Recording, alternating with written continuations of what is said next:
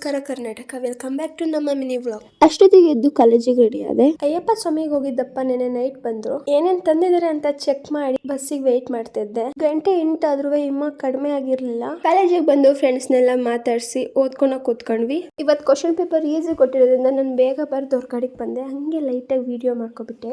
ಇನ್ನು ಎಕ್ಸಾಮ್ ಬರೀತಿರೋರ್ನ ಹಂಗೆ ಹೊರಗಡೆ ಬಂದು ಫ್ಲವರ್ ಶಾಪ್ ಹತ್ರ ಹೋಗಿ ಫ್ಲವರ್ ತಗೊಂಡೆ. ಫ್ರೆಂಡ್ಸ್ ಎಲ್ಲ ಯಾರ್ಗೆ ಅಂತ ಕೇಳ್ತಿದ್ರು. ಬಂದ್ರೆ ಗೊತ್ತಾಗುತ್ತೆ ಅಂತ ಕರ್ಕೊ ಹೋದೆ. ನೋಡಿ ಗೊತ್ತಾಗುತ್ತೆ.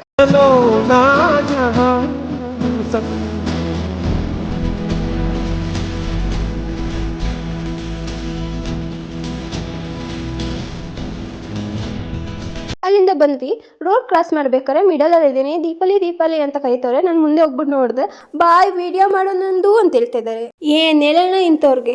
ಏನ್ ಗೊತ್ತಾ, ನಕ್ಷತ್ರ ನನ್ನ ಹಿಂದೆನೇ ಬರ್ತಿತ್ತು, ನನ್ನೇ ಫಾಲೋ ಮಾಡ್ಕೊ ಬರ್ತಿತ್ತು ಗೊತ್ತಾ.